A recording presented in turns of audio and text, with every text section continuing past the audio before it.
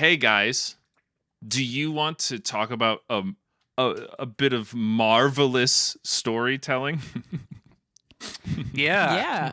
Yeah, what's that? Is it not something from recent years in like the slot festification of cinema? It's maybe the cause of it. Uh-oh. Oh no. That doesn't sound We're talking- marvelous, CJ. We're talking about the Marvel Cinematic Universe.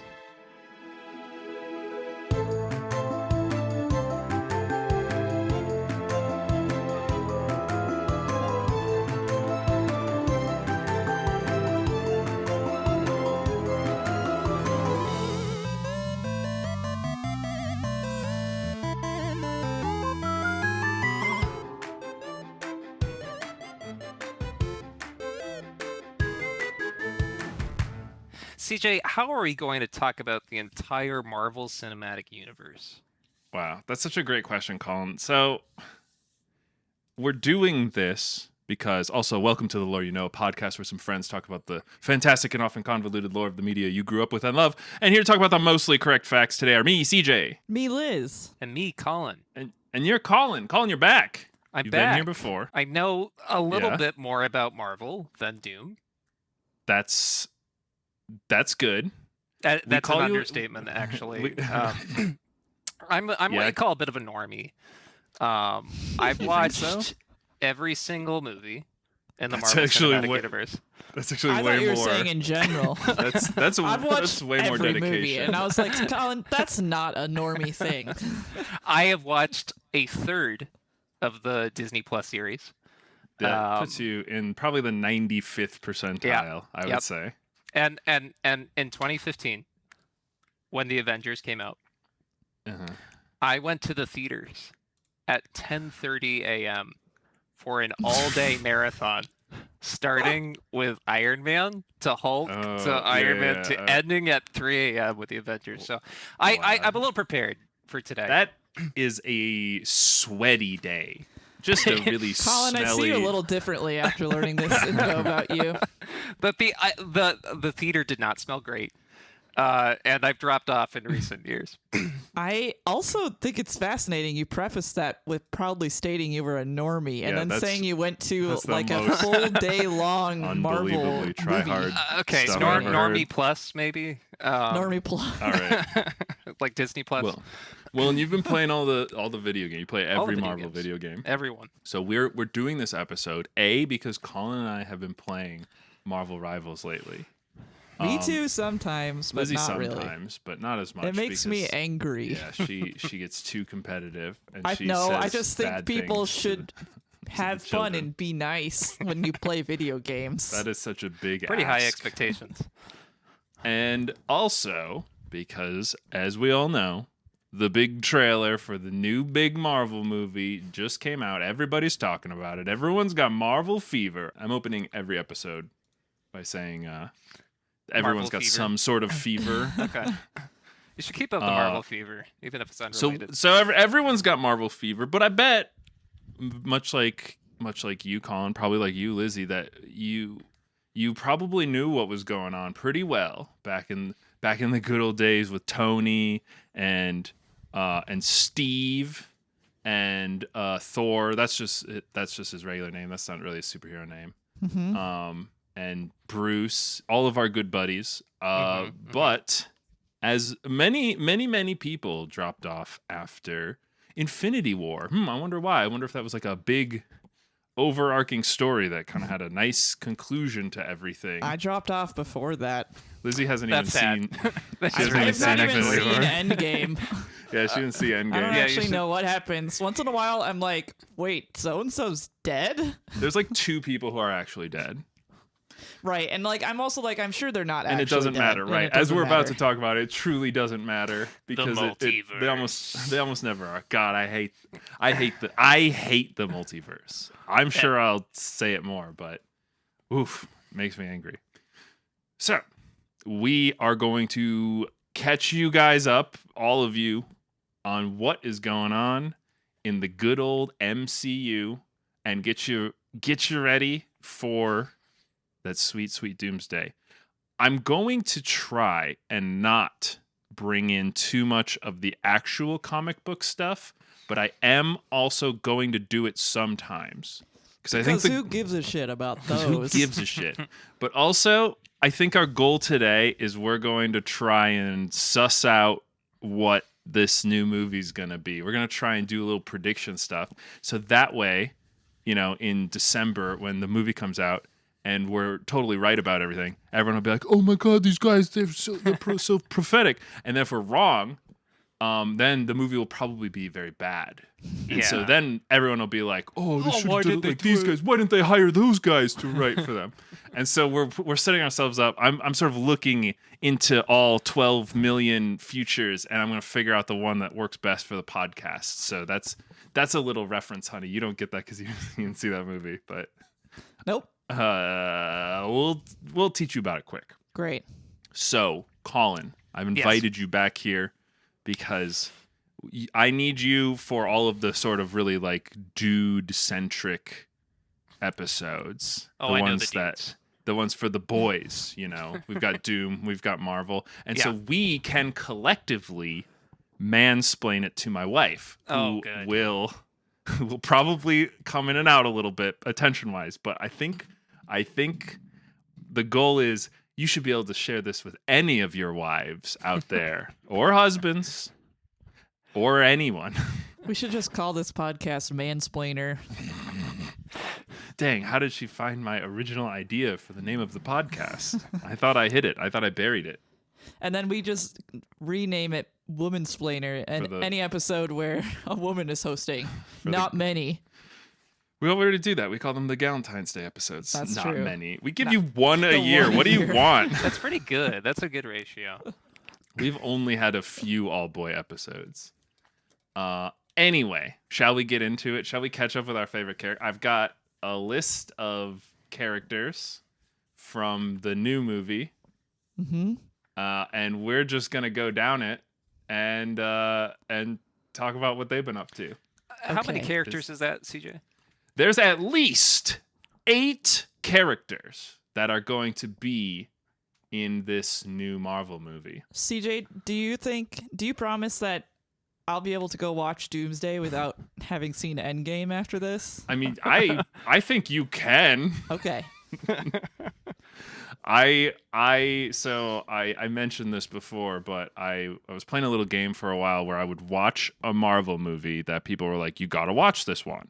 So I was like, okay, I'm gonna go watch a Marvel movie until I get to a point where I don't understand something, and then I'm gonna pause that movie and then open up a new tab and go to the source material for whatever that thing that was referenced is, and then start that movie, and then go through that movie until I get to a point where I don't know what that's talking about. I'm going to pause that movie, open up a new tab, start that other thing.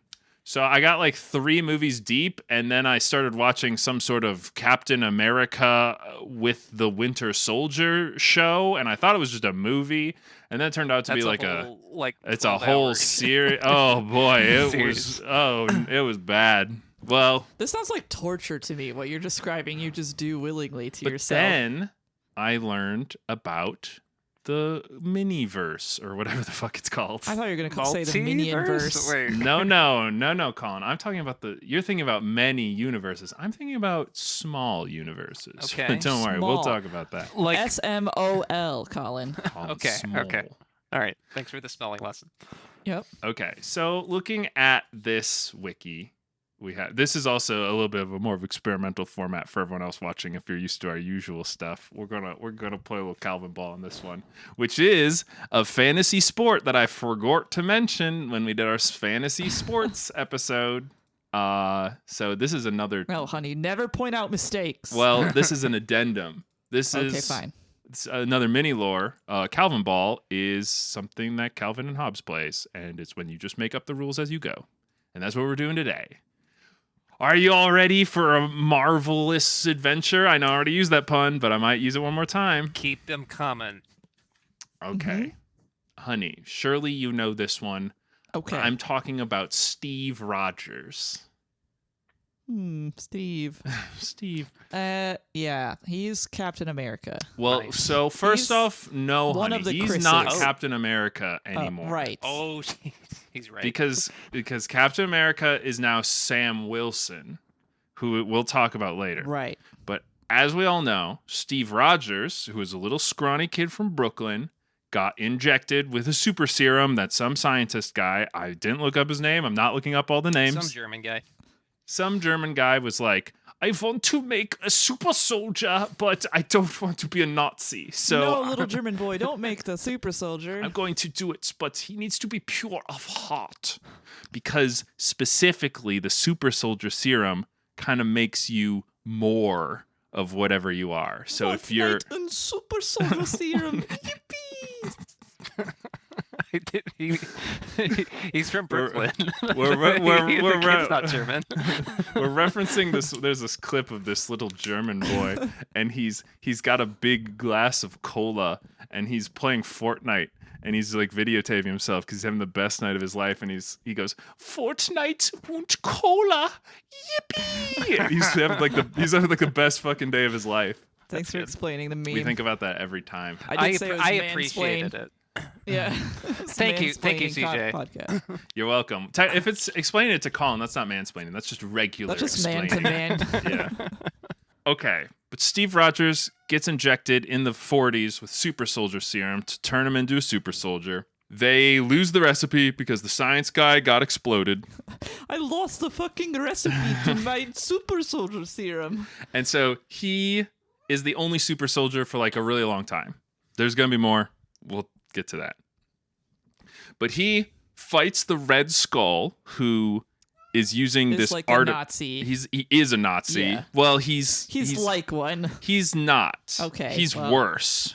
Okay. He's from Because Hydra. he works for Hydra. Which and are Hydra are like is Nazis. like super Nazis. They're super Nazis. Yeah. Okay. He They- kills Nazis.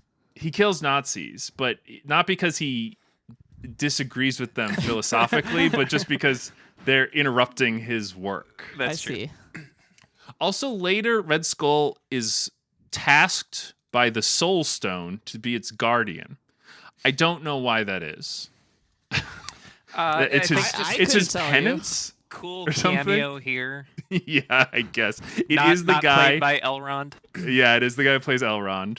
So Oh. it is cool. Because he gets to wear a fun mask, and you know how he likes to always dress up and wear prosthetics and stuff.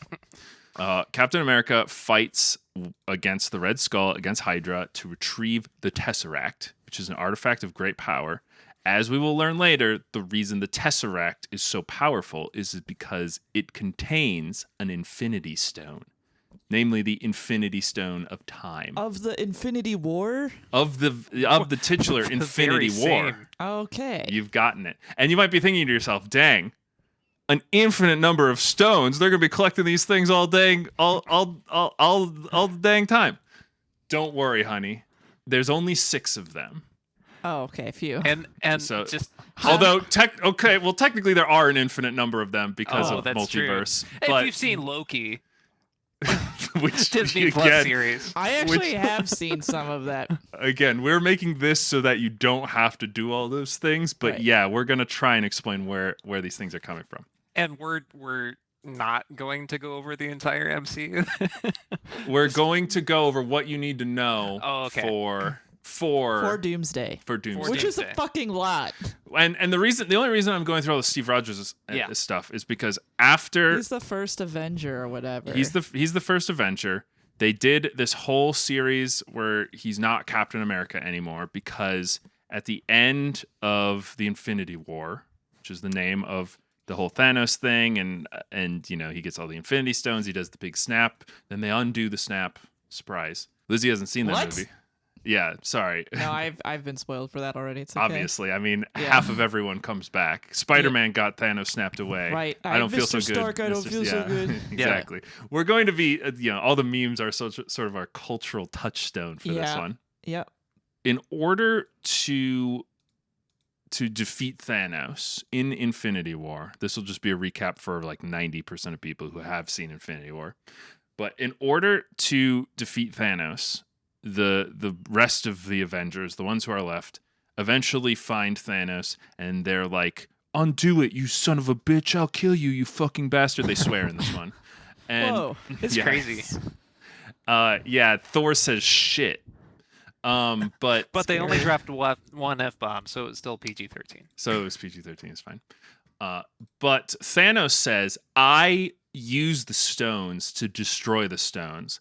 I don't know how this works because the stones are supposed to be like the embodiment of like principles of the universe. So I kind of thought that if you destroyed them, then those things they represented would be destroyed as well, which includes all of everything. But that's apparently not true. They're just really powerful rocks. Anyway, Where do they come from? a great question, honey. At the beginning of the cosmos, when the Celestials created the universe, the Infinity Stones were created as sort of crystallizations of different aspects of the universe. So there's space, there's time, there's reality, there's the mind and the soul, and then there's also power. Okay. Those are all 6 elements. The element of power. Mm-hmm. Yeah, the best one. It's purple. It is purple. And also the element of strong. And also, it's the first Infinity the Power Stone's the first Infinity Stone that we're like introduced to as an Infinity Stone. It's technically the Tesseract is the first one, but they don't actually figure out it's a Infinity Stone until later. Basically, Fools. and this is one of the reasons I'm going to bring up the comics a little bit, is because like we were referring to, this is so stupid, but the Marvel universe exists as part of a multiverse, which is an excuse for the artists and the comic artists to come up with a bunch of different fun stories. I like it when you take characters and you mix and mash them and you have, you do fun little side things with them or you change it up or whatever. I think that's great. I don't like multiverses because then you're kind of just being like, all of these technically happened somewhere. Yeah. Isn't that kind of neat? But it makes you it can do whatever you want, regardless. You don't have to make it a multiverse. Yeah, just make it like, oh, now it's this now. Now it's this now. No, they have to say every story that happens is a different timeline. Online, basically. we just call it making an alternate universe or an AU of something. And each universe gets Which a doesn't 3-digit mean... No! number.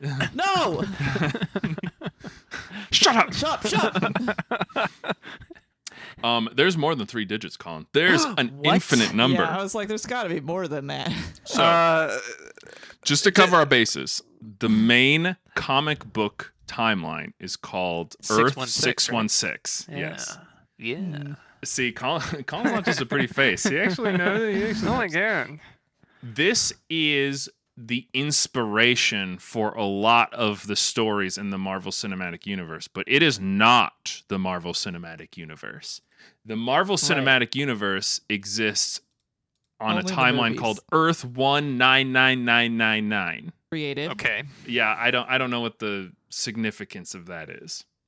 It's a lot of nights. But it's some. It could be more. It could be an infinite number. Oh my god. That's the other thing, is that all of the Earths that they're referring to are always like still under like a trillion. So it's kind of like, how many universes are there really? It's too Earth much 616. ink.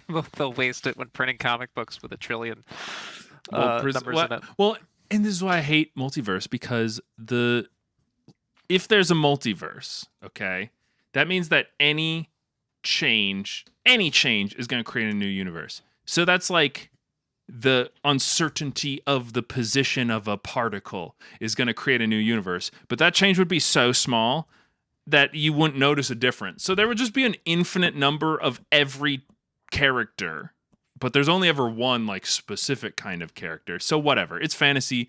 It's interpretive. It's fine. I just don't like multiverses. And it would be one thing if it was just like, yeah, they're all kind of canon in the multiverse. He. But no, now they have to be like the new Marvels are leaning really hard into the multiverse as this like touchstone. And I just think it's lazy. But And if makes the stakes multiverse It does make stakes weird. Like already the whole universe was at stake, and it's like, oh, that's the size of the threats. That's pretty good. But they're like, no, now all of existence that ever has and will be is at stake. And it's like, oh, that's pretty big. And they're like, and also all alternate versions of all that ever was and will be is at stake. It's like, oh, okay, well, I don't. If there's people don't fighting care over about that, that. yeah, like I don't know. I guess existence can blink out at a moment's notice if like Hulk doesn't get mad enough or whatever. But what? Okay. But if the multiverse doesn't exist, that means my Spidey Sona is not canon. That's true. And it's not unless they put Marvel on the cover. Yeah. But if you put Marvel on the cover, it is canon. So Hell yeah. But then you'll be sued. Well, It's give and take. Anyway, Earth 616 is going to be sort of the touchstone for that. And the reason I'm bringing it up now is because Earth 616 also has the Infinity War as like an event that happens in it. But Just a there's fun lots event. there's lots of differences, like mainly the Infinity Stones in the comics do not necessarily correlate to a bunch of other sort of random objects. So like as we'll talk about later, Doctor Strange has his talisman, the Eye of Agamotto. And I looked it up to see if it was the same in the comics, and it's not. The Eye of Agamotto is not the Time Stone in the comics. That's specifically an MCU thing. So there's lots of Sure. instances where they will draw from storylines from the comics. Usually it's from the Earth 616 timeline, and then they'll pull it in. And then also the multiverse gives them reasons to do like big event things. So there's like the Ultimate series, which isn't like, that's what I think a good use of that idea is. Like the ultimate version of the characters are like the characters pushed to like extremes. Like Spider-Man turns into a literal man spider, oh, and scary. like Wolverine gets all of his metal taken out of his body because they're like, actually, that was making you weaker. Now you're like a crazed lunatic. Scary. Yeah, so stuff like that happens. Like Hulk eats a planet or some shit Oh. like that. Same So- scale, all three of those. Scary. yeah, exactly. Well, Hulk's really strong. Oh, okay. Big so appetite. He can eat a planet? Yeah, he's big enough to eat a planet. Planet Eater Hulk. Okay. Anyway, so we now get to deal with this whole time travel alternate reality thing, which is touched on a lot in the Loki show. It's also touched on a lot in some of the other shows now, especially like was it Deadpool and Wolverine? That was like a big thing. Yeah, Yes. because that pulled the TVA from Loki, and Yeah. So the TVA, the Time Variance Authority. Yeah, they are like looking after the timeline, and they have denoted what they're calling the golden timeline, and that is the MCU. That is the like the story It makes a continuum lot that of we know. money. You would It makes a know. lot of money. So the golden timeline is not special. Like the 616 universe is technically like the timeline, but this one's the golden timeline because yeah, they make a lot of money. And this is the one that they're basing all of these stories out of. So, when they defeated Thanos, they killed him, and he was like, "I destroyed the Infinity Stones. You cannot use them to undo all the stuff I did. I win forever. Ha ha ha." They kill him. The stones are gone. The Infinity Gauntlet is destroyed, and it seems like it's over. But then, what is it, like Ant-Man or something, who was trapped in the miniverse or whatever Yes. the fuck? it was only 5 hours for him when 5 Right. years passed for everyone else. Thank That's you, kinda Colin. crazy. That is exactly why you're here, to explain those little things that I just couldn't be bothered to remember. Why is time slower there? In the miniverse, because you're smaller, so time is bigger. Oh, okay. I don't know. It's like, again, the quantum verse or whatever the fuck is called is like its own place, but it is also just the universe but smaller. We're not going to talk about Ant-Man 3 today. We can't talk too much about Ant-Man, but basically they thought that Ant-Man got snapped But he didn't. He was just trapped in the small verse. He was just small. He was very small. They couldn't He's see just him. a small bean. He was just the smallest bean. And he's Paul Rudd, so he's like, "Hey guys, when you gonna come get Look me at here?" us. Look at All us. my We're friends small. and We're family small. got snapped. Got snapped away. No, I thought he was pretty lucky. Like pretty much everyone was good for him. I think a rat. No. Well, his daughter. Okay, His daughter Sorry, was I'm showing good. too much. A rat. Uh, A rat. Like activated the portal thing that let him. A Sure. rat activated a portal. What the fuck are you guys talking The portal was a big thing inside of a van, and that's why he was stuck because he had a guy outside the van who's gonna pull him back out. But then they got Thanos snapped. Yep. So then no one pulled him back out, but then like a rat hit the button or whatever. Which like if a rat kinda can do it, lucky. just put on a timer. Or Yeah. about? True. or have a failsafe or something. Like I don't Yeah. want to be Good. trapped there for like 10 years. Anyway, so Ant-Man comes back and he's like, I think we can use small technology, small verse technology. Small technology. Well, they're called Pym particles, honey, named after Hank Pym, one of the greatest scientists in the Marvel universe. Yeah, there's a lot of them. There's a lot of them. You're right. The scientist, there's Hank Pym, who is the original Ant-Man, who in the Marvel Cinematic Universe is an old guy played by what's his name? Oh god, Michael something. Michael Douglas. Yep. And he gives the mantle of Ant-Man to Paul Rudd, but he still invented the Pym particles. So he's one of the smartest guys ever. He invents tiny things. I There's invent small things. there's Tony Stark, obviously. He's Iron Man. He is one of the smartest guys, and he's also super rich. He just invents weapons mostly, but other stuff too. Time travel in this movie. What? Yeah. Yeah. There's Bruce Banner. He is One of the Also smartest guys. smart, but He's one a of the smartest big, guys. Big green man. he does gamma experiments, obviously. Spider-Man, Peter He's one of the Parker smartest is guys. is one of the smartest guys. He makes his own web fluid. He becomes Yeah, he does. he becomes the smartest guy on the planet after sort of the old guard, like Tony Stark and Hank Pym and all them like pass away. It's Peter Parker who like inherits all the smart guy stuff because he like studies all the stuff they did or whatever. Reed Richards, the stretchy man. Wait a minute. One of the smartest guys in I the don't world. think he's in this universe. Oh yeah, I almost tricked you there. Colin. I almost got you. Yeah, he's off in a different universe, having babies But and it could inventing. be related. With a as far as mustache. I'm aware. And he's Yeah. Pedro Pascal. Yeah. But yeah, so Ant-Man's like, He was also Jim from The Office in one. Briefly, yeah. I remember. Which one was that? Doctor Strange, Multiverse of Madness. Okay, I was like, did I make that up? No. what are you talking about? This, Oh, absolutely I thought you meant there was an episode of The Office where No. Jim was No. played by Pedro Pascal. See, this is why multiverse is stupid. Maybe there Okay. was an episode of The Office. Where Maybe there was. All right. So Ant-Man is like, hey, Tony Stark, you're a genius, right? What if you took these small particles, which somehow able to change the duration of time and invent time travel? And he's like, well, I'm Tony Stark. I'm the smartest guy ever. So yeah, obviously I can do that. Easy. But I don't want to He made because this in a cave with a box of with a scraps. box of scraps. Thank you. That's really good.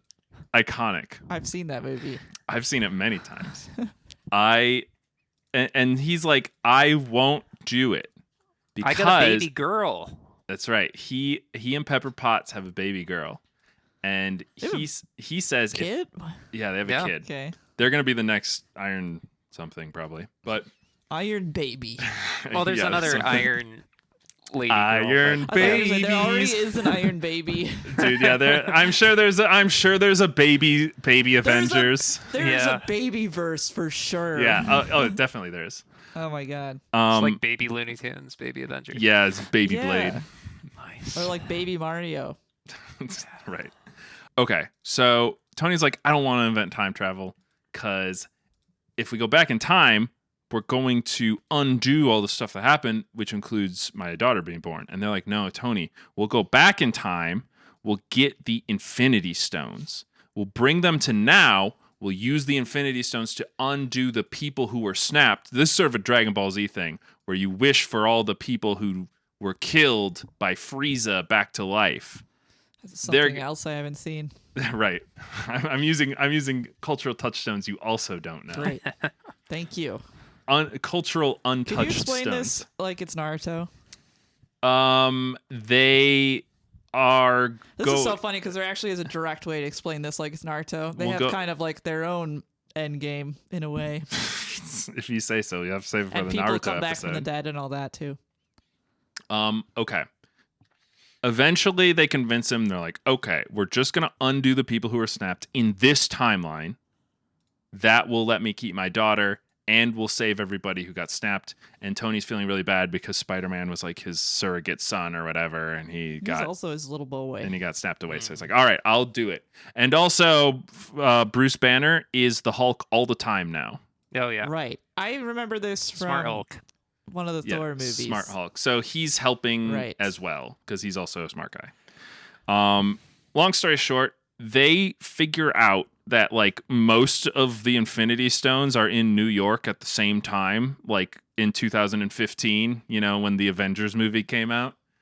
And so they're like, well, we'll mostly all go back in time to New York, get those Infinity Stones because the Tesseract, remember, they were using it to open a portal to let all of Thanos' troops in to invade New York. Mm-hmm. And Loki was right. Yes. Which was like, I don't know, like a group of aliens that Thanos just like enslaved or whatever. And he's like, you're my warriors now. And they're like, all right, boss. Something like that. I think Rocket Raccoon later shat on them because he said the Chitauri are the worst army in the universe. But sure, continue. Yeah. Well, no. You need to interject with that. I mean, obviously that's stupid because they were a big deal when it was happening, but they had to come up with a reason like why they got a shit on their early couldn't do it right. The stakes bigger later. The power creep. Yeah. Exactly. The Tesseract, which is the Space Stone, was opening this portal. Loki had a scepter in which was contained the Mind Stone, which Thanos already had found, I guess, but gave it to Loki so that he could lead his armies. The Time Stone was in the Sanctum Sanctorum, which is in New York. And so they had to get it from Tilda Swinton, who's the white sorcerer supreme at the time. And oh right, yeah, no backlash about that. I was like, what do you mean white sorceress? Yeah, because she's like a Tibetan monk. Right, I remember that now. And then there was also I guess what would the other one have been? Oh, the Power Stone. No, those were the Power Stone. Yeah, those are the three in New York. The Power Stone was in space. They took it from Guardians. Yeah. Oh, right. It was in Nowhere. So Nowhere. Okay, that's a place. It shows up. It shows up in a bunch of Marvel Cinematic I think Universe. they stole it from the beginning of Guardians 1 because Nebula got taken over. Yeah. During that or something like that. So Nowhere is a big. It's like an intergalactic hub where the aliens of the universe come and go. It was created when Null, who is the embodiment of the Void, he was chilling around in the Void before. Well, he's not the embodiment of the Void. That's Oblivion, but he's like he's like an essence of Void. Was Oblivion also a guy? Oblivion's well, he's sort of he's called an ultimate, and that's like the highest level of deity. But it doesn't matter. Null was like, I like hanging out in the Void where there's no life or anything. This rules. And then the Celestials, they brought existence into being, including all the Infinity Stones and stuff. And this really pissed Null off, who was like, I'm going to kill everything and put things back to being the Void. And so Null forged a symbiotic blade that he used to behead one of the Celestials because the blade was powerful enough to kill a god. And it's called All Black, the God Slayer. And he was able to use the power cosmic that was inside of the Slade Celestial, because all Celestials are filled with the power cosmic. And he was able to infuse that into his blade to create. Well, before then, it wasn't called All Black, the Godslayer, but after he infused it with the power cosmic, it became All Black, the Godslayer sword. And also, that was the first symbiote, because Null is the father of all symbiotes, which he also created. Daddy. Which he also created to bind to life so that he could kill it. But one of the symbiotes, named Venom, defected against their old master and freed a bunch of his brethren so that they created a separate faction of symbiotes that banished Null into a nameless planet, and that's where he has been stuck ever since then. So in the SSU, the Sony Spider-Man universe, that's who they're fighting is Venom's dad, who's named Null, who's a deity. Yeah, I was gonna call you out until you brought that up. So Sony and Marvel are co-developing the Tom Holland Spider-Man movies, and just because Tom Holland showed up in the after-credit scene of Venom 2 does not mean that those are in the same universe, CJ. Correct. In fact, that was the same universe, because at that point, Eddie Brock got teleported into the MCU for the end of that movie. Because they're like, maybe. Yeah, maybe. But then it was a very joke. Beginning of Venom 3. He didn't. Right. They didn't show up, which is silly. What about when Topher Grace played Eddie Brock? Remember that? Yeah, that was in the Toby verse, which again enter this Toby verse. Across the Spider-Verse, not across but it is kind of the Spider-Verse, but the Spider-Man No Way Home. No Way Home, where they had Andrew Garf, as I like to call him. Yes, and the Garf man, and Tobey Maguire. Oh, okay, all right. We have some stuff to cover before we get there. But anyway, Null cut off the head of a Celestial, and that Celestial, and he's kind of based up there for a while, and then he left, and then that became what is known as Nowhere, KNOWWHER. That is where the Collector lives, and he collects items of power, and he collected the Power Stone. His name is the Collector? His name is the Collector, and he collects things. It's pretty crazy. Hmm. And so... Actually, CJ, he collected the Reality Stone after it was taken out of Jane Foster in Thor 2. Okay. I didn't see Thor 2, but I know that Jane Foster had the Reality Stone inside of her, and they had to extract it. Yes. Wait, that happened in Thor 2? That happened in Thor 2. The Dark World Thor? Yeah, Dark World Thor. Later, that red goo, that was an Infinity Stone. It was an Infinity, and they're like, but it was goo, and they're like, well, it comes in many flavors. Yeah, it just was liquid at that time. It's like the Philosopher's Stone. I know, I'm pretty sure I saw Thor 2, but I don't have any memory of it. Fair enough. There's dark elves in it. Yep. I remember it was bad. Yeah, that's when they took the hard pivot on the Thor series. Yeah. Speaking of Thor, we all know Thor, as guardian god, son of Odin, wields Mjolnir sometimes, until Ragnarok happened, when Hela broke it. His sister Hela, broke his hammer. His hammer was sort of scattered to the breeze at that point, and during this, what's known as the time heist, where they all go back in time to go get the Infinity Stones from the past and bring them to the present, Thor goes back in time and is able to summon Mjolnir from the past. So not only does he bring his Infinity Stone, which is the Bloodstone or whatever they pull out of his girlfriend, but also he has a new Mjolnir, which is how he gets a new Mjolnir for Infinity War. Which he needs because Steve Rogers, Captain America, needs to pick it up to prove that he's worthy. And I only mention all of this because that's what happens in the trailer to the new movie. So if you're wondering why any of that mattered, you're like, why is he giving him a hammer? It's because Thor's hammer can only be wielded by someone who is worthy of the power of Thor. And because Steve Rogers is so pure of heart, He is worthy, which seems impressive, except a lot of people seem to be worthy. Thor's worthy. Loki's Vision's worthy. Vision's Loki's worthy. We'll worthy? talk about him. Is he? Loki's worthy in some timelines. Okay. Jane Foster. We're all worthy. his in some girlfriend is timelines. worthy. Yeah.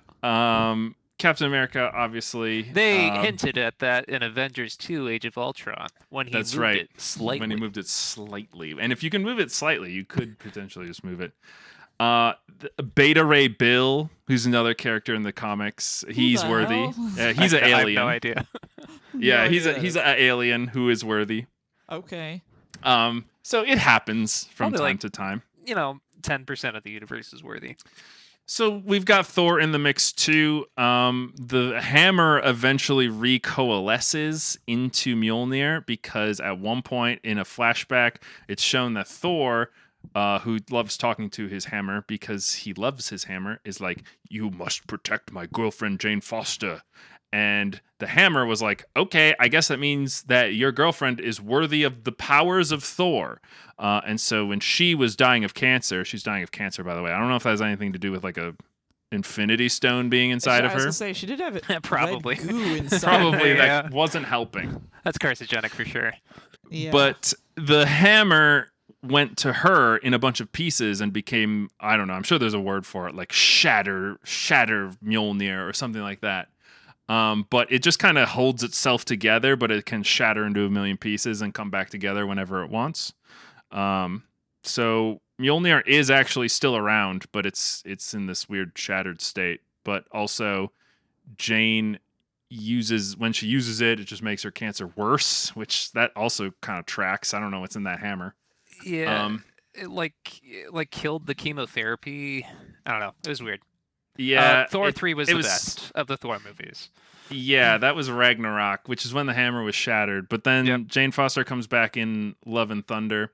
It was okay. And that's when we realized that the unnamed planet that Noel was trapped on was actually the home planet of an alien named Gore. And Gore watched his whole family die to this ruthless planet that he lived on. And it made him hate the gods for their, because they didn't help him. And then when he comes across a god, Noel, who is trapped inside of a planet, they don't explain any of this in the movie, by the way, but this is what's going on. Noel, who's trapped on that planet, is like, why don't you take All Black, the Godslayer sword, and use it to start slaying gods? And All Black, because it's a symbiote, latches onto Gore and makes him immortal and turns him into Gore, the God Butcher. And that's how he's able to live forever and kill gods. And he's trying to get to the center of the universe. Center of the universe. There's like 5 of them. But he's trying to get to the center of the universe where eternity lives. Because they say if you go to meet with eternity, they will grant you a wish. And he's going to wish for all the gods in the universe to be destroyed. And Thor's like, oh, I'm a god. Ruh-roh. Was he played by Christian Bale? It was. Maybe. I don't know. He looks Oh, crazy. good for Yeah. you. Yeah, he looks crazy. So that god-slaying sword comes from Noel. It just comes out of nowhere at the beginning of that movie, but that's the idea of it. So Thor at this point has his new hammer axe called Stormbreaker. He forged it in the heart of a star, which is also where Mjolnir was forged. But he creates it out of some like crazy fantasy metal, which is not vibranium. But he also combines it with Groot's arm, which I guess is special because Groot comes from a like very special race of tree people. So it has like a special magical, Like Groot? yeah, it has like a magical nature element to it on top of everything else. So Thor has 2 hammers, kinda, except I think at the end of Love and Thunder, the Mjolnir shatters itself again, and it's gone forever, and No. Jane Foster dies. No, she dies, but the very end, he does adopts. Love get it? Yeah, he adopts Christian Bale's daughter. And Yeah, so No, Gore the no, God Butcher she's- makes but it. she isn't worthy. She isn't worthy, so she gets the Oh, axe. Oh, okay. And I he see. swings And the hammer.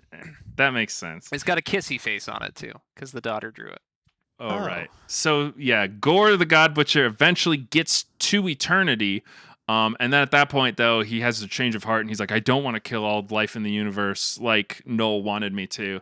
I want my daughter back. And so Eternity recreates his daughter, but it's not really his daughter. It's just kind of a recreation of his daughter made using the power cosmic. Keep that in mind because that's going to come up like 10 more I times. probably won't, but okay. I'm trying to follow the symbiote thread here. And so Gore the God Butcher's resurrected daughter infused with the power cosmic is wielding Stormbreaker, which is Thor's new old axe, which he replaced and then got replaced by Mjolnir, which is his normal hammer. And the two of them are kind of working together now. And they're just off doing space stuff. I don't know. He comes across the Guardians of the Galaxy every once in a while. The Guardians of the Galaxy are just like people. They just chill out. They don't seem to have any like special powers. One of them's a raccoon. And Right. Peter was half a planet / god until he you're killed right, it. Peter. Fair enough. Okay, so there's this thing called Ego the Living Planet. He's also, I think he's considered a celestial. Yeah, he brought himself into being by thinking about himself. And he likes to fucking suck. Yeah, he does. Yeah, he's like a Makes deadbeat a lot of dad, kids. but he's also he's Solid Snake or the guy from Big Trouble in Little China. Kurt Yes. Kurt Russell. Russell. Right. And he's He's like Snake, out not to- Solid Snake. No, it's a Solid Snake. That's who Solid Snake's based off of. I know, but his name isn't Solid Snake. Colonel. You get- His name is just Snake. Anyway, they kill him, but I think he's not actually dead. But it doesn't matter because they beat him. Peter Quill, who is Star-Lord, realizes that he is half deity. And then maybe lost it after. Maybe he lost died. it, but probably not. I thought you said there were only 8 characters. I said there was at least 8 characters. Oh, he's right. Precision of Dear language. God. So that's what Thor's been up to. Oh, the time heist. They do the time heist. It's successful. Obviously, they undo the snap. Tony Stark sacrifices himself to undo the snap. So Why Tony does Stark. he have to sacrifice himself? No, Because Hulk the- undoes the snap. Yeah. And Okay. Tony yeah. is like, kill okay. Thanos. So I love my role. So Thanos had to build the Infinity Gauntlet in order to control the power of the Infinity Stones, because otherwise it's just like raw power. It just like kills you immediately if everyone gets them. Thanos is special because Thanos is an Eternal and he's also an Inhuman. Put a pin in that. He's not human, and he's also not human. That's right, honey. Okay. You've got and it. it's also the 2014 Thanos because Nebula, she went back in time for the Power Stone, her wavelength was picked up by Thanos' receiver, so they swapped her. They're like, you know what? We want to go get that gauntlet that they're making and skip ahead and kill everyone because obviously our plan was good enough. Right. He's like, other Thanos sucks shit. Obviously, he failed, or he succeeded, but he didn't succeed good enough. Yeah, I think his plan is like, I'm gonna go wipe out all life. I think so. I think that was part 2. Because he's like, it's just too much to have these guys always running around trying Everybody to undo all my shut stuff. up. Yeah. So okay. Past Thanos also goes through this time portal, comes to the present. That's who they end up fighting later. But before that happens, the space dwarf who built Stormbreaker, which is Thor's new axe, was also the one who built the Infinity Gauntlet. So the Infinity Gauntlet itself is very special because it needs to channel this power. So the only other person in the universe who has enough knowledge to build something like an Infinity Better be Gauntlet smart. is of course Tony Stark. And he's like, Right. okay, I can build like a technology version of the Infinity Gauntlet. Easy. But even if I do that, the power that would course through it would be so crazy. You would have to be some sort of insanely powerful, hulked out monster to be able to control all that power. It's mostly And- gamma. Oh, we know one of those. Yeah, he says it's mostly gamma radiation. Oh, okay. And so Bruce is like, well, I'm mostly gamma radiation Who could too. we know that's mostly gamma? Yeah, exactly. It literally was that. So they're like, all right, Bruce, we're going to build this big gauntlet for you. And We'll you're make the only it one who can. adjustable. We'll make it adjustable. It literally, because at some point Thanos grabs it and it just like Yeah. fits onto his hand. So like And then Tony Iron not Man only and made it, Yeah.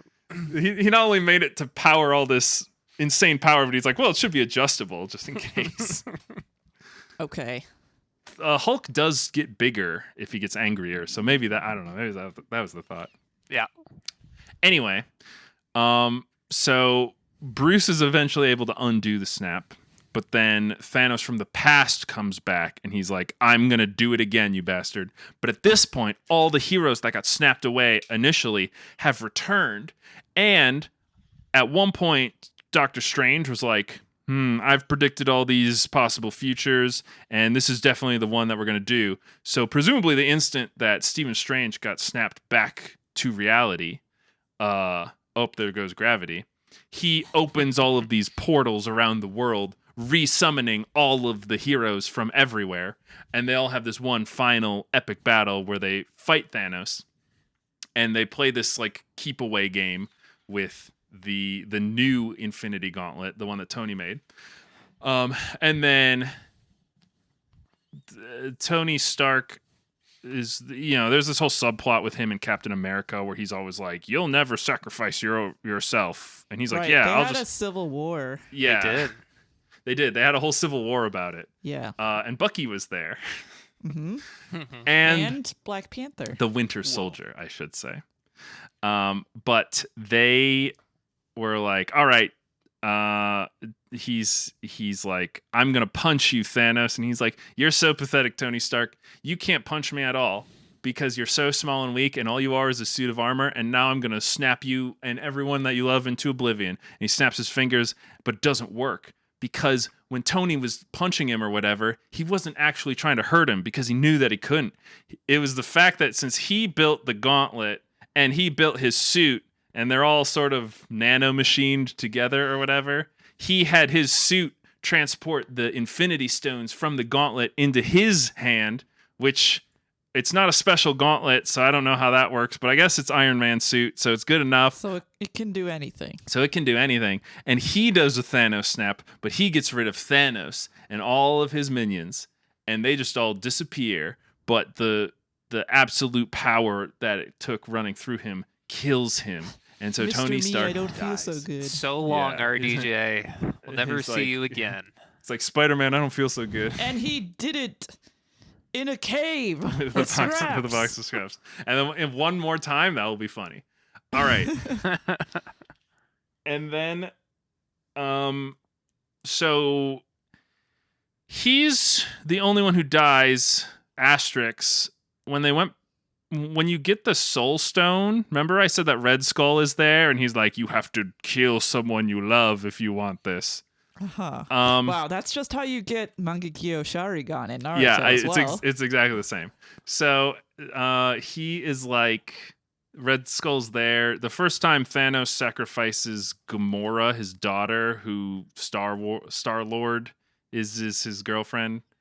But the second time around, when they get it from the past, it was for some fucking reason they sent Hawkeye and Black Widow there because they're like, yeah, you guys will deal with this like We'll figure weird it out. metaphysical thing. You guys need something to do too.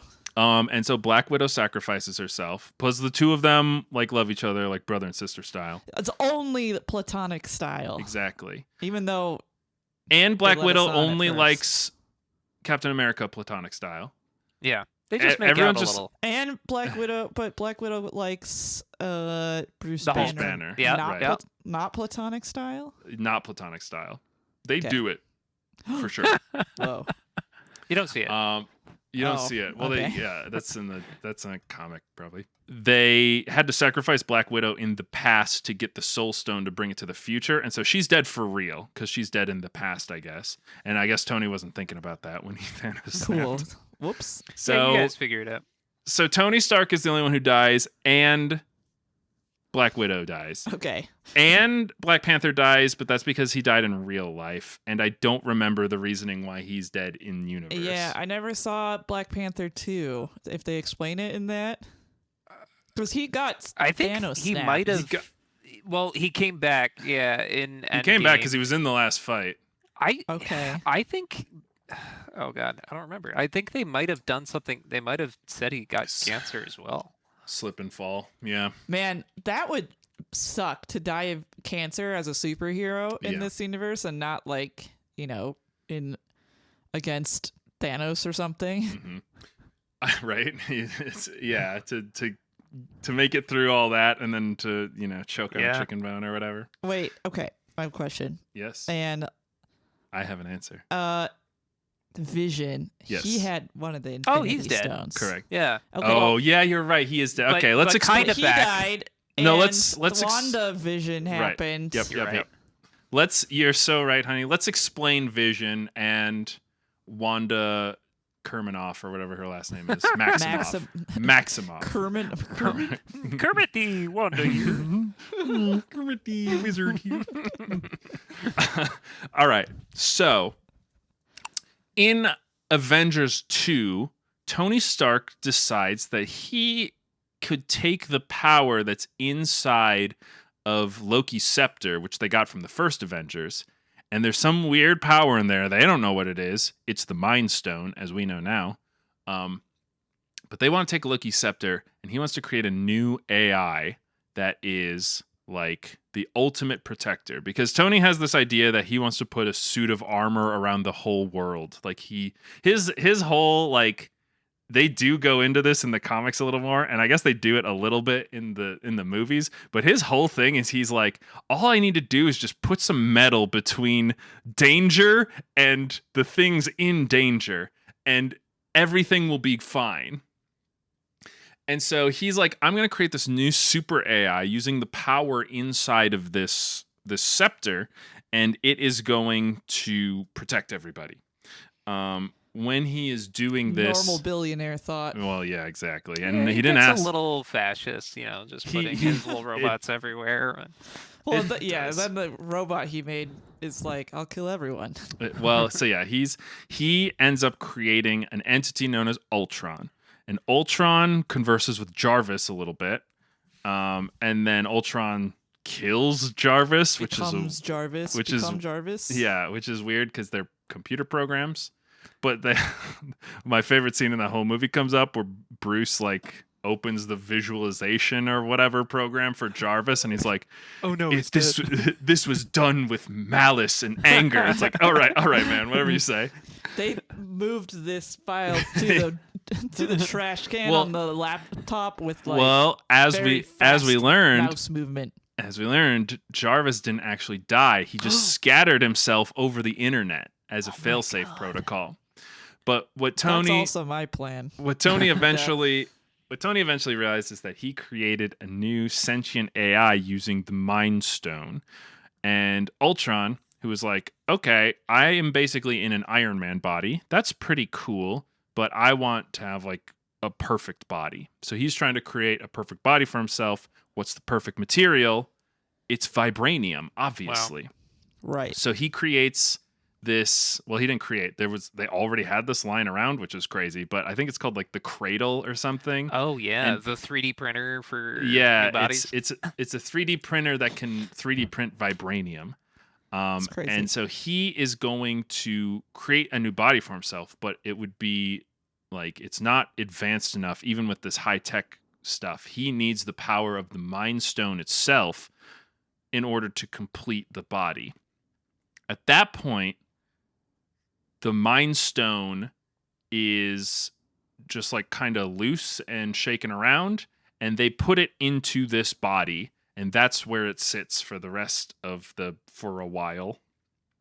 And right as Ultron is going to upload himself into his new body, it turns out Jarvis was here all along. He was just waiting for the perfect opportunity to strike.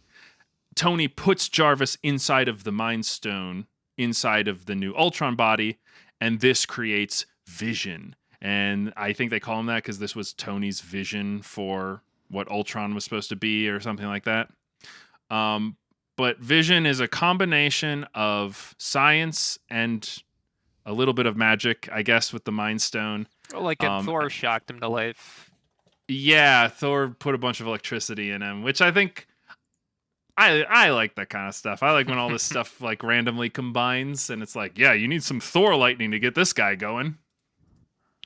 Yep. Or like, oh no, I remember. It's because Thor went to like a vision seeker or something, and he's like, I don't know what to do. They keep doing all this weird science bullshit, and they're like, Thor, you need to go and this is all done off screen. We don't know this, but he reveals that this like person talked to him or something like that, or like I don't know. Well, no, because his mom's the goddess of witches and visions and stuff. And I think she like sent a vision for him from beyond the grave. And it was like, you need to shock this box with your lightning. And he's like, okay, mommy. And so he goes and does it. And he's like, that's what I was supposed to do. I was told to in a vision. And they're like, oh, okay, I guess that's fine then. And that's how Vision's created. Anyway, when Thanos shows up, and then Wanda's like, I love that this. toaster. That microwave. Want to make babies without an alliance. Anyway, when Thanos shows up, he just rips it out of his forehead, which kills Vision. He needs that to live. So he's dead for real because he basically just was an Infinity Stone. He was a computer. In WandaVision, Wanda uses her magic reality-altering powers to create a little bubble dimension where Vision is still alive. I don't think she or Vision are in Doomsday, are they? I don't know. Isn't she dead now? She is dead. But Colin, we do have to. Okay. Sorry, I'm jumping ahead. But, well, we have to note though, Colin, that she created these two boys that were like her and Vision's boys. That's weird. And she created she was like, in my mind, me and Vision, we fucked and we had two these babies. And they're also twins. I've made that real. Yes. I'm gonna take this town hostage. Yeah. I must point out, just dipping in the comics a little bit, that these twin boys that were created via magic actually had their literal they were lost wandering souls that Wanda accidentally sort of pulled from hell and put into this imagination of her two boys. And then crazy. And then when Wanda dies, their magic starts to fade away, and so I think it's Mephisto, the demon, tries to like capture their souls because they're like, "Ooh, you guys got magic in your souls now. I'm gonna take you." But then I think it's Phoenix, like from the X-Men, like Jean Grey. Like the Phoenix Force is like, oh. No, it's there's a magical crystal at the center of the universe, the different center of the universe, called the Clarn crystal or something, and it is the crystal that houses the Phoenix Force energy, and it also houses this place called the Hot White Room, which is where the Phoenix Force lives. Wait, the what? The Hot White Room, which is where the Phoenix Force lives. Yep. Because the Phoenix Force is eternal and reincarnates and all that stuff. But not in Infinity Stone. But no, it's not Infinity Stone. The Clarn Crystal is trying to like manifest itself because it always has been and always will be, but it, not until it is, that kind of thing. And so it finds these two magically infused boys, and it determines that these are the twin souls of an entity that is going to end up creating it. And so it saves it from Mephisto using the Phoenix Force, and allows them to pre-incarnate, which is to reincarnate as past people from before when they died. And so they reincarnate into two other superheroes known as like Speed and some other thing, some witchy one. It's Speed and Wiccan. Oh, yeah. Speed and Wiccan? That is pretty witchy. Well, Speed. We could have kept it on the pod a little longer, guys. Probably. Speed is basically Quicksilver, who is Wanda's brother. So it's that was probably Right. the idea there. Yes. And then yeah, Wiccan is a witch boy. Anyway, they combine back together to become an entity that changes the very nature of magic. And they're kind of also come back in the Agatha show, too. Yeah, well, because she kind of like accidentally pulls them from a different universe. Oopsie. They literally take over someone's body and become that person. Yeah, but when they pre-incarnate, they aren't twins anymore, except they are actually still twins, but they're just born of two different families, and then they find each other again, and join a team of like child superheroes. So the Young Avengers. It's the Young Avengers, yeah. Oh. When Wanda and Quicksilver were first introduced, that was before Disney bought Fox. Right. So somehow, like, even though they're X-Men, that was like under their licensure, and they couldn't call them mutants; they called them miracles. Yeah. Except I don't think that Wanda is a mutant in this universe. In the Marvel. I don't think she is in the normal one. She's a witch. So.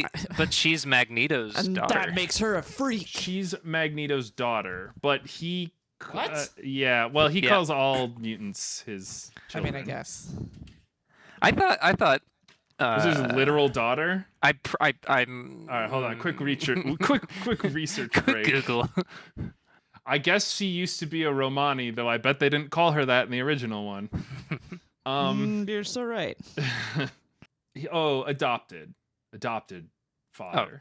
Oh, okay. Their tribe, their wandering tribe was saved by Magneto, and he's like, I will adopt these because you guys are like mutants. Such a good guy. Nice. Yeah, he's got a Malcolm X vibe to him. Fear Magneto. Anyway, so Wanda's so there's this thing called the Demiurge. There's the Demiurge Primordial, which invented all magic in the universe. And then they believe that there's also this entity called the Demiurge to come, which will change all magic in the universe. And so Wanda's children that were pre-incarnated eventually combine together in order to create the Demiurge to come. To come? Okay. Yeah, to come. And they reshape magic itself. So that happens. But yeah, Wanda dies to sorrow, I think. She dies from being real sad? Yeah. Or is there a guy named Sorrow? No, it dies being sad. So there's a guy named, existing word. She tries to ascend. Fight the giant demon thingies? Yeah, she tries showed to up in the multiverse of madness. She tries to absorb the energy from the Necronomicon or whatever the fuck. The Darkhold. And stupid. It's the book. Yeah, I know. And then there's edgy hot topic Doctor Strange. Yes, because the actual canon Doctor Strange, he did a little bit read the book. Right. A little bit absorb the magic. He's got a third eye. It's fine. But as we learn in the What If is that he could potentially have absorbed all of the magic in the book and become a supreme being capable of seeing the Watcher, which makes you like a top level power guy. And the Watcher's just a guy who The watches. Watcher is a race of beings. Oh, okay. There are many Watchers. They kind of represent us, but they also sometimes do things in the multiverse, which they're not allowed to do, but they do anyway. Because we break any rules we want. We set them to break them. Yeah, giant babies.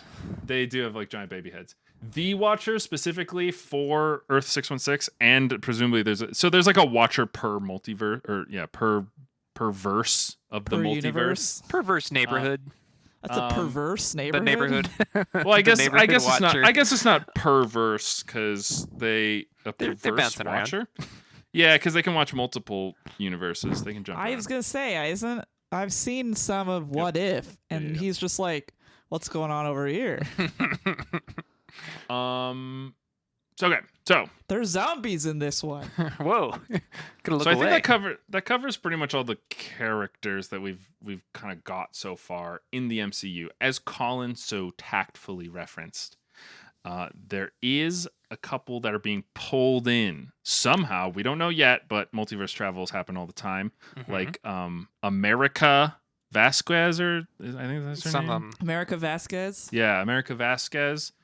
She is a multi-dimensional traveler. I think she's technically a mutant. I think so. She is been doing stuff like that. She Is she in showed this up in the movie? multiverse of madness. I don't know, but one is to believe that she might be. Oh. I mean, any of them could show up at any moment, is what That's I true. gather from the Marvel stuff. That it's like, actually, we've decided they're back. You're right.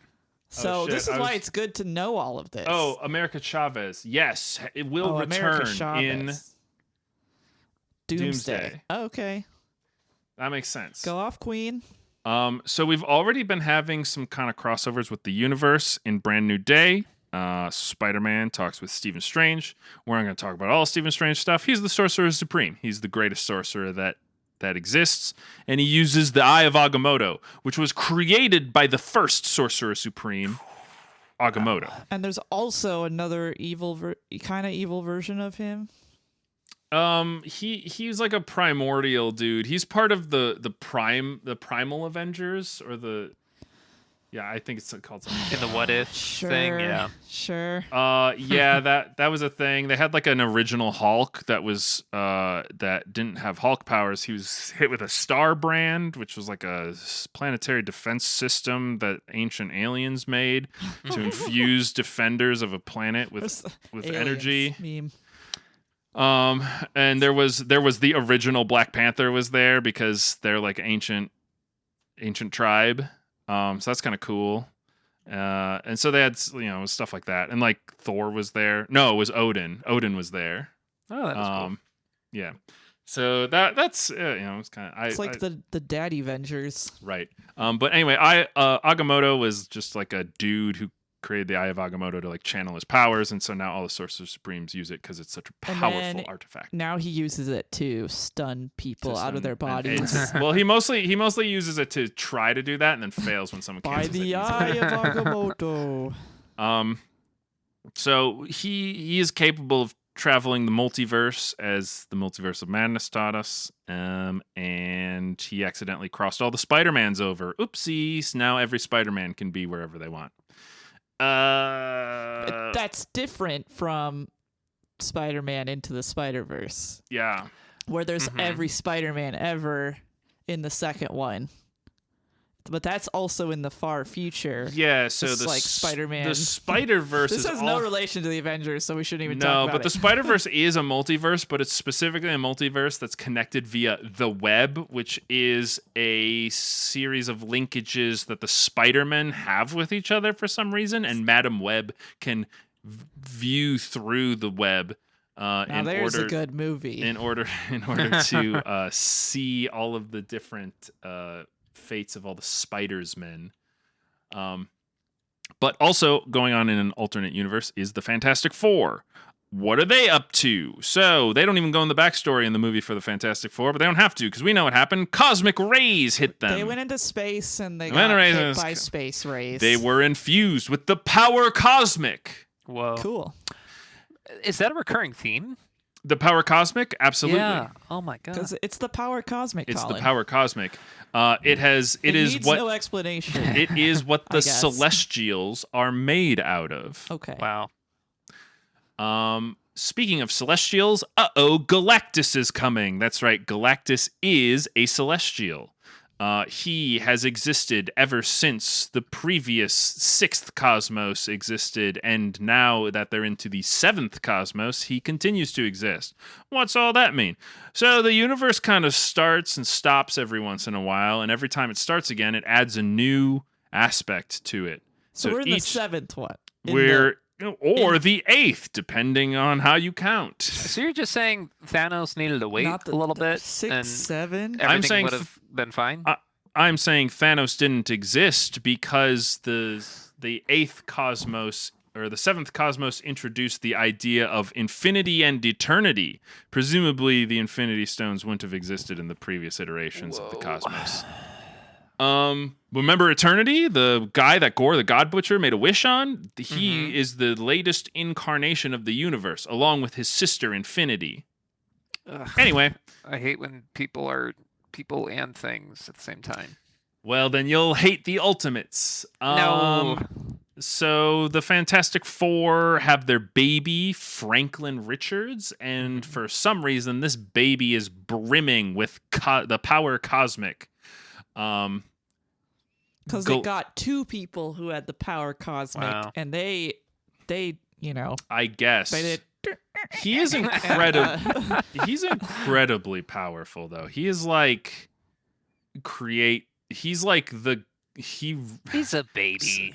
So when I said that there's actually the eighth cosmos, the seventh cosmos comes to an end because a being known as Enigma came in, and Enigma was actually four entities put together. There's this one guy called Mr. Sinister, and he realized that there was these super advanced AIs that would eventually exist and become what's known as a Dominion, and the Dominions would take over the entire universe, and he's like, I want to do that.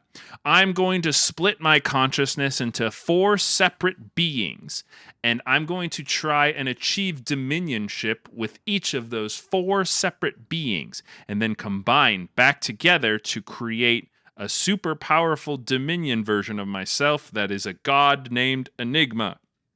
Then that god is going to take over all the multiverses with all of my big, strong powers. And there's this other group called the Beyonders, an ancient race of aliens from the second cosmos. And they were like, no, we're going to destroy your universe before that happens by slamming all the alternate universes into each other. That's called incursion. And so they were like, no, we have to stop the incursions because they're destroying all the multiverses. But also we have to stop the guy who achieved dominion by four separate ways using one of the ways is mutants. One of the ways is magic. One of the ways is the power cosmic. And one of the ways is transhumanism or science. Science guys. Science guys. Science is magic, basically. Do the cave joke. No, we're not there yet, Colin. Don't worry. I'll tell you when we do the cave joke. Don't tell me when to do the cave joke. I'll tell you when to do the cave joke. Okay. So that happened, and then they eventually stopped the universe from being destroyed, but then Reed Richards, who's known as the Maker, and Dr. Doom, which, by the way, we're going to talk about Dr. Doom, but people are confused a little bit as to like why he would be a big villain, more powerful than Thanos, who is an Eternal, and like he's kind of a mutant Eternal, actually. Well, it's almost like Thanos got like 6 to 8 after credit scenes building up to him, and then, well, there's that too. And they were gonna do Kang they were gonna do Kang. But, that guy had a bunch of controversy, so but they could have still done it. They could have. This wouldn't even. Him. This wouldn't even be the first time they recast a black guy with no explanation. That's true. That's true. But in many of the continuities, for some reason, Doctor Doom is a god. He like becomes a god a lot of the times. When he's just the leader, he's just the president of Latvia. Or yeah, whatever. but he ascends to godhood all the dang time, and the reason is because, in case you didn't know, the Fantastic Four was like the first Marvel comics. Like they were the first in this series, and so Doctor Doom's kind of the OG guy. He is turned into a god lots of times, so I'm not surprised that they're going to use him as some sort of guy achieving godhood. They showed him like stopping Thor's hammer in the little trailer, and I assume in the alternate reality he's become some sort of deity. Anyway, Reed Richard Doctor Doom and Reed Richards' son survive all of this like end of the cosmos shit, and then they collectively use their powers to restart the universe into the 8th cosmos. Yay!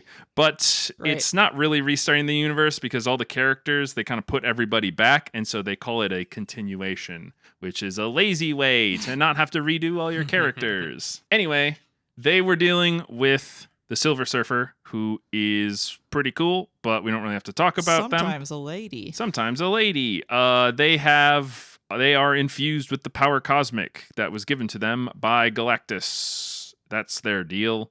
Galactus is the devourer of worlds. Galactus eats planets. He does not do it because he likes it. He does it because he is a force of nature. He wanted to not be a force of nature anymore, so he was going to put himself into that baby. But they didn't let him do it. I've decided I'd like to be a baby. I thought he wanted to eat the baby. Is that not true? He wanted to eat the baby to put himself in the baby. He was going to. Not in that way. Yeah.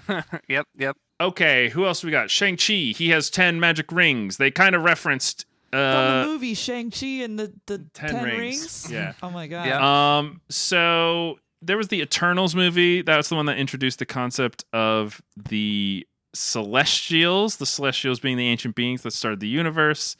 The reason that so much crazy shit happens on Earth is because the Earth is actually an incubation ground for a new Celestial.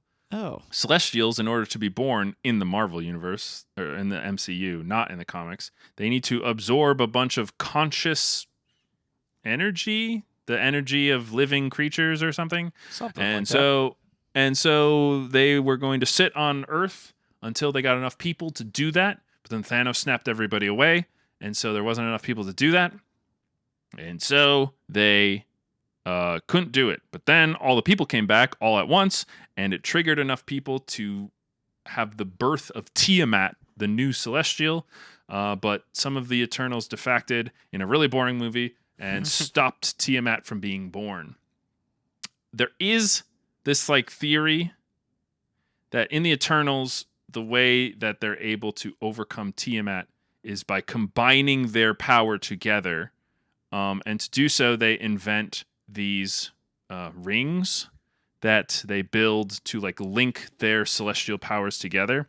And the rings look a lot like the rings in Shang-Chi and the 10 rings. And because at the end of Shang-Chi, there's the end of credits thing that's like, your rings are sending out a message to the cosmos.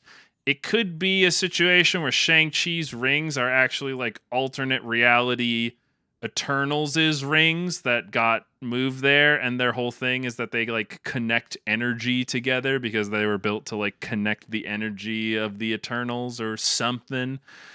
So there's a little theory for what might happen in the next movie, why Shang-Chi's going to be there and be doing his thing. Hitting people with rings, that is. Giving people rings. But Namor's there. Namor. The big from Marvel Rivals, and I guess he's in the Black Panther movie I didn't see. That's right. Yep. Well, you see, honey, remember that the nation of Wakanda was built on the mound of an ancient asteroid carrying vibranium. Oh, right. I was like, I don't know that. A strange and powerful, almost magical element from deep space. When the asteroid struck in Africa, it changed the plants around and infused them with some sort of vibranium energy. Which they literally blessed the rains down in Africa. That's right, darling. And then that created a magic plant that if you ate it, it made you strong. One of a god, the Panther god, led a bunch of people to this location and showed them the plant, and that's where Black Panther came from. Pretty cool. But there was a second meteor. Oh no, there's a second meteor. This one hit in the Yucatan Peninsula, where the Aztecs are. Right, and that's why we have the shape of... That's right. It probably also North killed America. the dinosaurs. I don't know. Yeah. Because that's where the meteor that killed the dinosaurs That's just like in Adventure Time. It is, wow. darling. This also did the same thing, but it created a water version of that plant and a different god, who was the Aztec god of something. I'm sure they were an animal too. I didn't see this movie. They guided their people to this special plant that was infused with vibranium that gave them the ability to live underwater like Atlanteans, but not Atlanteans because that's DC. It's different. These guys just live underwater, and the leader of them is known as Namor. And he is really important in the comics, but he is not really that important in the MCU. So we'll just say that he is like Aquaman, kinda, but he has shoes that let him fly, and he can breathe on land, which is unusual for his people. Mm-hmm. Cool. Neat. And he can make little octopi float in the air and shoot water at you. Yep. Great Marvel's Thanks. But there's also Khonshu. He's another one of these deities. He makes Moon Knight, who I think is also probably in this movie. I don't know.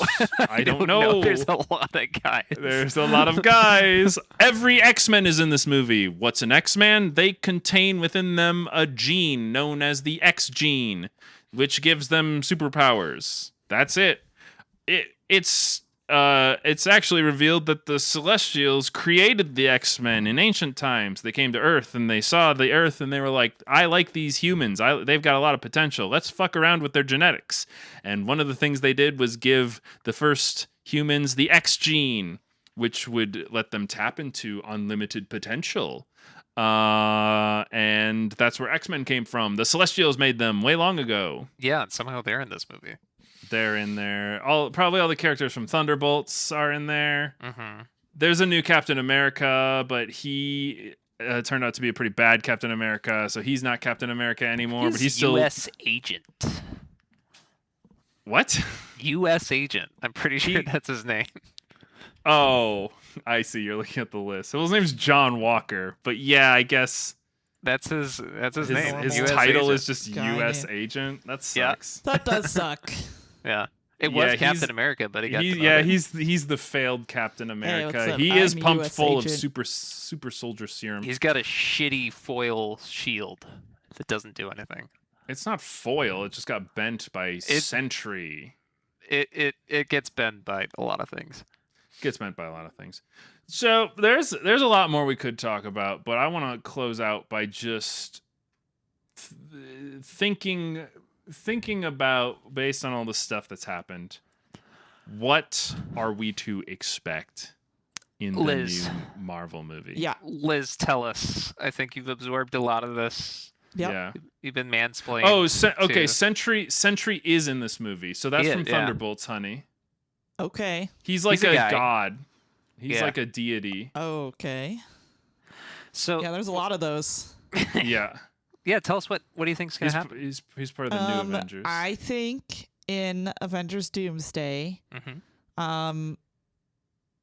Dr. Doom is gonna show up. Good call. And he has a PhD in Doom. Okay. And he's gonna So it's more of a title. and he's Make your own defend degree. his thesis statement, Oh, which is very, very bad for us. He's gonna have to defend. Because he's defending his thesis, which is, I guess, fighting everyone. And he is going to be played by Robert Downey Jr. And at one point, his mask is going to fall off, and they're going to be like, Tony. And he's going to be like, no, I'm not Tony. And then they're going to be like, no. And it's going to look really dire for them. And but they'll save the day. That's what I think is gonna happen. Wow.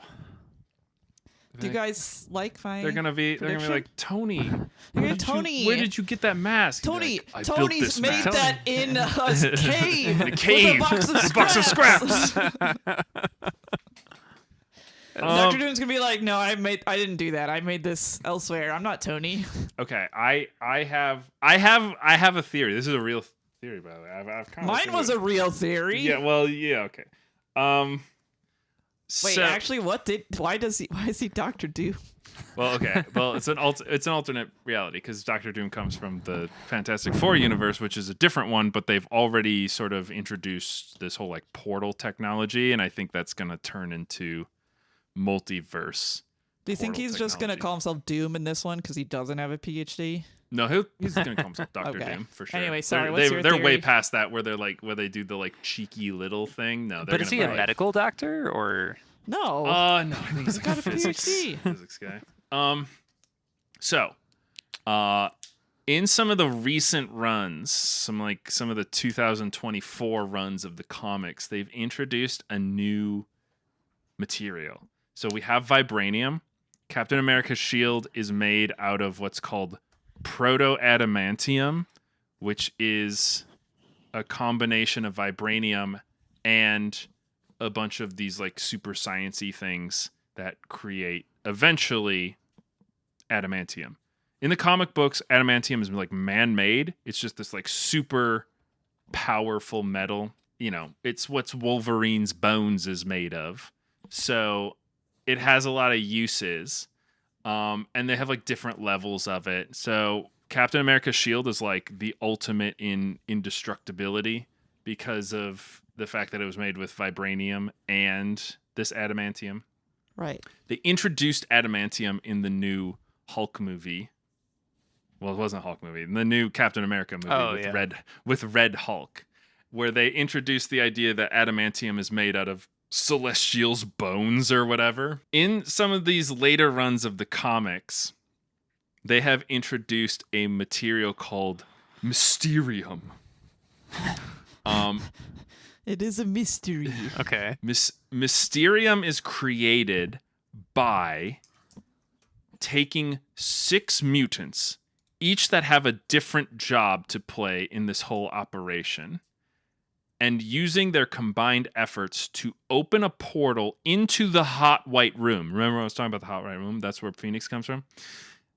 Which is also kind of the afterlife, which is where souls go and then get reincarnated when they die. Okay.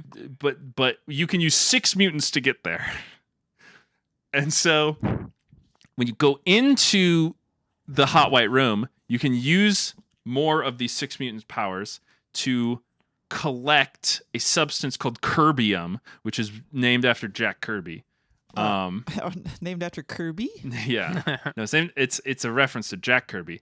That's another problem with the lore for these stupid fucking Marvel things. It's like half the things are just like references to like songs and bands and stuff that the artists liked at the time. Because it's supposed to be silly, idiots. But they can condense these Kirbium particles into this material known as Mysterium. And they're able to extract it. And in some of these recent comics, they have been like piling up this Mysterium and learning about it. And with Mysterium, it is impervious to all magic, to all like powers, like superpowers. And they like tested it, like, so eventually Tony Stark gets his hands on some, because in this run of the comics, he's fucking Emma Frost. They get down dirty style. Whoa. Which nice. I mean, Emma Frost is by the I've seen her skins in Marvel Rivals. exactly. Emma Frost is a mutant. She is the most powerful psychic in the world. Also, she has diamond skin sometimes. She's diamond skin. And she's a babe. She can't have 2 things. Yeah, I know. She it's can. really There's unfair. a thing called secondary mutanogenesis, where some mutants, when they're under duress, manifest a secondary power. That's not fair. That isn't fair. It happened to Beast, because he's super smart. That's his mutant power. Oh, the Beast is super smart. Right. He's Yeah, another he's one a of those genius. super smart He's a guys. genius. Science guy. But he's also the Beast. He's blue. So Emma Frost tells Tony, she's like, hey, there's this like super cool mutant only material called Mysterium that it's like it negates mutant powers and magic and all that stuff. And he's like, I'm gonna get my hands on some. So he gets some and he turns it into a walking stick as like a test. And he has like Doctor Strange try and blast it with magic. It doesn't do anything. And also when it touches Doctor Strange, he like can't use magic anymore. And then he has he has, what is it, Miss Marvel or whatever, like try and like bend it in half, and she like can't do it. And then he calls over Spider-Man, and he's like, "Hey, close your eyes for a second." And they like whacks him on the shin, and he like doesn't react. He's like, "Ow, why'd you do that?" And he's like, "Haha, your Spidey sense didn't work to warn you that I was going to do that." So this Mysterium thing is like a negate all to all of this like Of bullshit course. that's going around. Cool. The MacGuffin. Yeah. So I think, and we know that they're willing to use more recent comic runs because Red Hulk is also a really recent comic run, and they use that to introduce this adamantine stuff. So I think in the movie, Doctor Doom is going to have this like armor, which is based off of Tony Stark's Mysterium armor, that will just like negate everything. It's just like Thor's hammer, don't give a fuck. Magic doesn't hurt me. Spider sense ain't gonna work, and that's why he's gonna be such a big threat. Because they might just make it adamantium. I don't know. Gonna, like void any powers. He's just gonna like void out all their powers, and then he has powers of his own. I don't. They're always really ambiguous what they are, but like he's lightning shit. He has lightning shit. I think he has.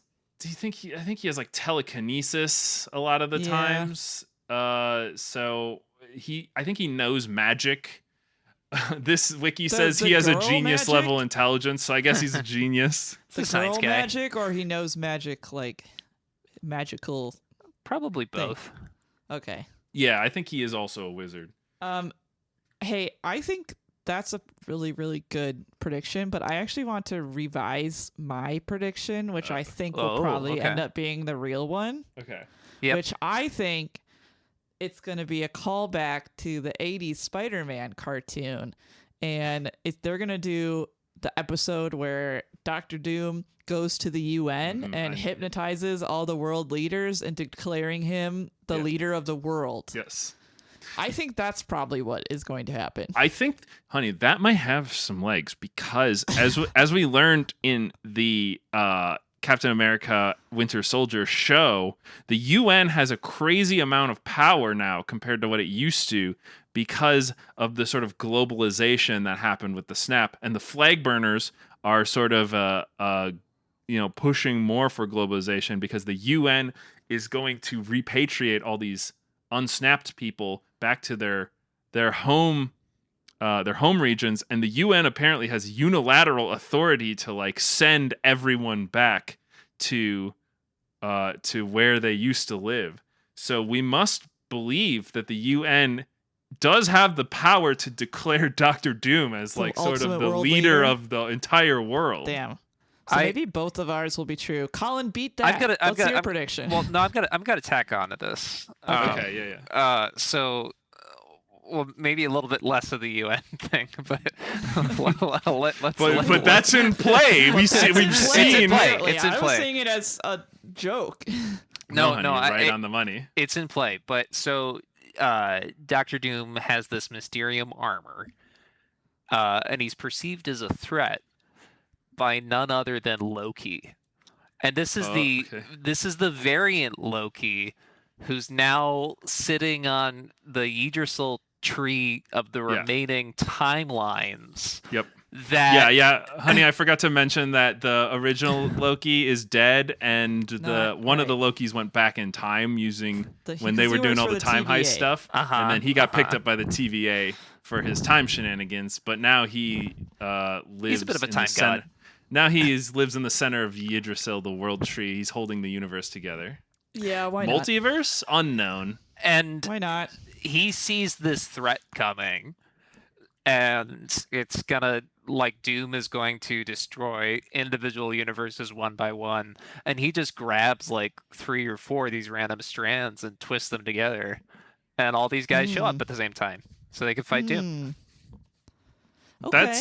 That just seems like, did that just happen in the Loki show? Did it show him being like, better put these together, and then that's... Oh, he's just holding on to them, but maybe he grips them tighter. Guys, I think combined we all got a very good prediction for this movie. I don't think I have anything to say, frankly. It's so annoying because they're like, oh, the one that remains, who's one of the Kangs. Actually, I think he's the first Kang who that guy was lived. around. Not to be confused with Kang the Conqueror, who was trapped in Tinyverse. He was like, I'm the one keeping all these. Probably. I'm the one keeping. Well, I think he died, but then the Council of Kangs were like, there's a billion Kangs. Yeah, that was the after credits. There's infinite Kangs. The actor did something bad, and they were He like, we beat don't up want his to work with. girlfriend. It's not Okay. Oh good. my god. Yeah, it's not good. I mean, he's a villain. Yeah. You know. Right. I mean, technically, on the scale of destroying a whole universe or beating up your girlfriend, That's the I'm last not one. gonna Ryan. comment. the former is a little worse than the latter. But yeah, they're not doing Kang anymore. I don't know. I think they're gonna be like, oh well, this is. I don't think is it. Do you think they're even gonna be like, this is an alternate version Tony Stark, or they're just gonna be like, That's the question. It just looks like him because it's multiverse, bitch. Okay, wait. Well, we know Steve. Oh, remember? Steve Rogers. Yeah. Steve Rogers is old now. Remember, honey, when I said he went back in time for a while? Yeah, and then he died because he got old. He decided he wanted to. He died. Okay. He decided he wanted to stay in the past so that he could be with Peggy. Right. And then, because the whole rest of the series, she was like old because she had lived a normal life and she had like married some other guy. But then we learned that it was actually Cap the whole time, which also means he was in two places at once, and it means he knew that 9/11 was going to happen and did nothing. He did nothing. Wow. Which is not very Captain America like. Yeah, you're so right. Anyway. Or maybe he did do something and 9/11 didn't happen in this universe. But then where are the Twin Towers? Look for the Twin Towers in the movie. Yeah, they better be there. Otherwise, Captain America's a traitor. Anyway, so Captain America is old now because he lived his life. And there's another guy who's called Black Captain America. He was technically the first Captain America. That's his title, Black Captain America. They say it many times in the show. He's like, you were the Black Captain America. And they're like, yeah, but they got rid of me because this country has a complicated relationship with black people. And we're going to explain that to you in a Marvel show. Okay, yeah, go for it. Convince me that racism is bad, Marvel. Marvel can do anything. I mean, I was predisposed to believe that, and even then, I was like, "Ugh, just show the people fighting, for heaven's sake." But Steve Rogers came back, and he's not old, so maybe they pulled from an alternate reality where Tony's parents didn't die, and he and Bucky never existed. And did you know that the Black Widow project is the same as it was based on the Winter Soldier project? So they're kind of related. That's fun. But maybe Tony Stark's parents didn't die, and he grew up with his daddy and mummy, and they gave him everything he wanted, and he instead became some sort of business magnate. A regular billionaire. Just a regular billionaire. He never had to confront his demons, and he was like, I deserve everything. Yep. And I'm changing my name to Dr. Doom, I guess. Okay. I mean, in the trailer, he's got the Steve Rogers from that universe is like, hey, just so you know, my Tony Stark's like a huge asshole. Well, yeah, you're right, because he still is the king of Latveria. Yeah, place, yeah. Latavia. Not Latvia. Yeah, what? Fantasy Latvia. Fantasy Latvia. Oh, man. Well, yeah, I don't know. They pull some bullshit to bring Steve back. I don't think we did a very good job. I think we explained a lot of things, and I don't think we're ready for. You don't think they're gonna? Oh, fuck the Russo brothers. The Lord you know's got it. They got it. I think they'll plug it personally. They'll be like, yeah, guys, like, I know you're so excited for Doomsday. You should listen to the Lore You Know podcast. Great way to catch up. All right. Well, as we near the end of our episode, if you want to learn more, to discover more, we covered sort of the main core of the group. We didn't even touch on She-Hulk. I don't know if she'll show up. I don't think she's coming. We didn't really talk about the things that happened in Ant-Man, like when the ants We did. They became go to the Smallverse. Yeah, but we didn't even talk about like when the ants got stuck in a time loop and lived 1,000,000 lifetimes and solved all problems and became super advanced. Are they gonna show up? I don't know. We didn't talk about the Thunderbolts or really any of the Doctor Strange stuff or the Marvels or Deadpool and Wolverine. Mm-hmm. We mentioned all of these fleetingly, which is enough. We did. Yeah. But if you want to hear more about them, leave a comment below. A sequel to this movie that hasn't even come out yet is scheduled for next year. How do they do that? What are you talking about? A sequel to Doomsday? Yeah. Oh, well.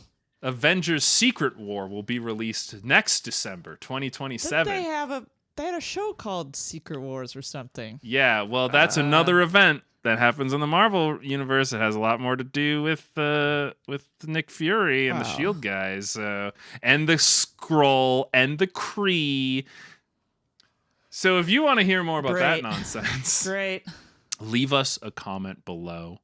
And remember to like and subscribe and give us a good rating and tell your friends about us. We would greatly appreciate that. It might convince Colin to come back. Whoa. Who knows? He's Otherwise, wasn't Colin asked won't, 3 Colin hours won't ago. talk to us. he's indispensable. He's making himself indispensable as a resident Marvel guy, which might be I don't know. My maybe only we'll pivot. contribution to Maybe society.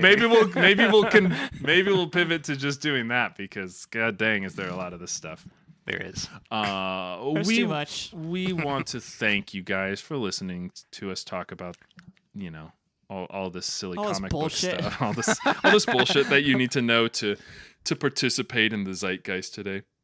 And we also want to thank Galestorm Kitsune for doing the artwork and for Paggio for doing the intro and outro songs.